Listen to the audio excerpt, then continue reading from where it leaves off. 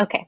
So another commonly asked question. I'm worried about leaving my loved ones unprotected. How do I set up a will? This is something we've been getting asked more and more ever since the pandemic, obviously. And so even now is very important, especially we spend a lot of time educating the Hispanic community. And, a lot of the European cultures, Asian cultures, Indian cultures. I've had all of these types of clients, and what I've noticed is they are more reluctant usually, or they were in the past to set up wills.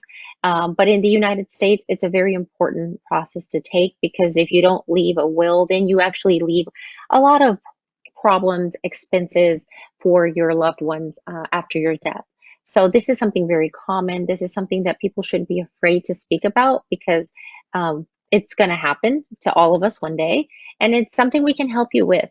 And you don't have to do this alone. So a will ensures that your wishes are heard and that states that whatever personal belongings and assets you have will go to your family or any beneficiary of your designation. So that is important. You want to be able to dictate who it is that is going to receive all of your, all of your hard-earned assets and income. And the way to do that is to leave it structured in a will. Otherwise, the state of Texas will do it for you, and they may or may not do it in the way that you wanted to leave it to your loved ones. So that is important. Without a will, a court makes these decisions on your behalf, among others, through a lengthy and often very stressful process for your heirs.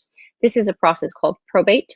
So you can go to probate with a will, or you can go to probate without a will. So whenever we handle probate for our clients, in the case of a loved one, we help assist them to administer the estate.